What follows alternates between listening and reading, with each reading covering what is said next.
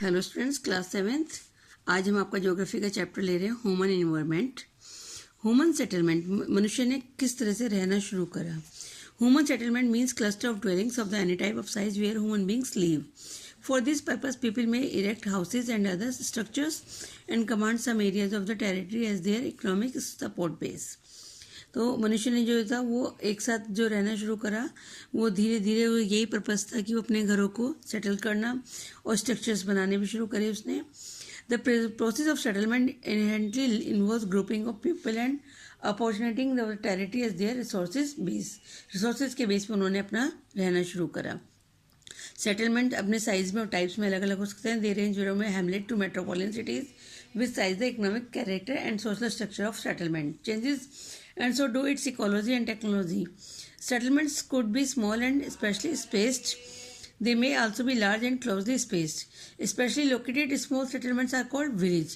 जो छोटे होते हैं वो गांव कहलाते हैं और जो एग्रीकल्चर पे बेस्ड होते हैं उनकी प्राइमरी एक्टिविटीज होती है। On the other hand there are fewer but larger settlement जो हैं वो अर्बन सेटलमेंट में टर्न हो जाते हैं और वहाँ पर जो काम करते हैं उनको हम सेकेंडरी या टेरिटरी एक्टिविटीज बोलते हैं। Rural and urban settlement. The rural settlement derive their life support on their basic economic needs from the land-based primary economic activities. Whereas urban settlement जो है वो डिपेंड करते हैं रॉ मटेरियल्स पे, manufacturing पे और जो फिनिश गुड्स की मैन्युफैक्चरिंग होती है उस पर मार्केटिंग जो होती है उस पर डिपेंड करते हैं। On hand variety of services and the other cities as the nodes of economic growth provides goods and service not only to urban dwellers but also to be the people of rural. जो शहरों में काम होता है economic growth का और जो सामान प्रोडक्ट बनाए जाते हैं वो खाली शहरों में ही नहीं गाँवों में भी पहुँचाए जाते हैं। Interlands in the return for food and raw material. This functional relationship between the urban and the rural settlement take place through the transport and communication network. Rural and urban settlement after in terms of the social relationship, attitude and outlook, the rural peoples are less mobile and therefore social relations among them are intimate. तो rural में जो है mobiles वगैरह कम होते हैं और technology कम है तो उनके कनेक्शंस भी कम होते हैं। और जबकि अर्बन एरियाज में on the other hand way of life it's complex and fast and social relationships are formal. Transportation system is an important part of our nation's economy as India has an area of 3,287,240 square kilometer का area है हमारा। Estimated population of the one Arabian 28,737,436. So in India transport is both necessary as well as the convenience. तो India का जो transport area है बहुत बड़ा है।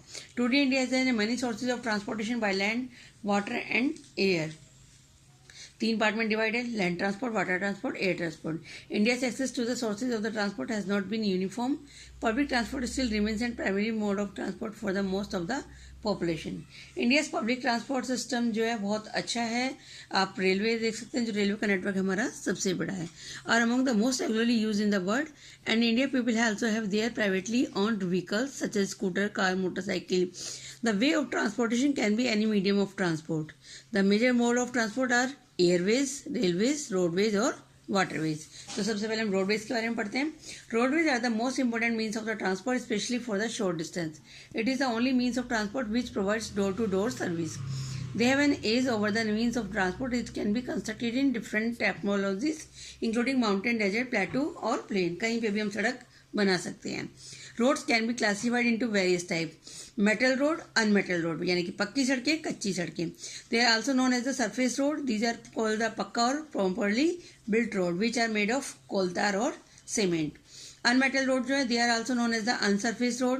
They are कच्चा road that are very dusty and untreated. In India, most of the roads connected villages to towns are कच्चा road. जो गाँवों को कनेक्ट करती हैं वो कच्ची सड़कें हैं। These are the temporary roads which become non-operational especially in rainy season. Rainy season में बहुत खराब हो जाती हैं। हम फिर आते हैं आपके हाईवेज जो एक सिटी से दूसरे सिटी को कनेक्ट करते हैं। These are the well surfaced metal road that connect distant places. They are very wide and well maintained. They facilitate the two-way movement of the traffic. National highways are considered the most important road as they connect one state to another.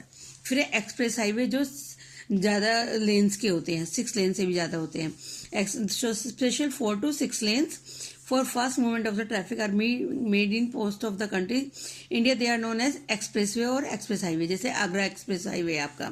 A well-developed road keeps on connected to each other. It is very important for the development of a region. But it is an urban settlement or a rural one. Major places such as fields, farms, ports, markets, villages, towns, cities are all connected by roads. इसके साथ आपका railways. The railway in India provide the principal mode of the transportation of freight and passenger. It brings together people from the farthest corners of the country and makes possible to conduct the business, settling, primaries and education. तो तीर्थ यात्रा है या business है, सब कुछ हम railway के थ्रू ही करते हैं. The Indian Railways has been a great integrating force during the last more than 155 years. It has bound the economic life of the country. Economic life क्यों है? क्योंकि हमारी मालगाड़ियाँ जो है बहुत माल को इधर से उधर पहुँचाती हैं.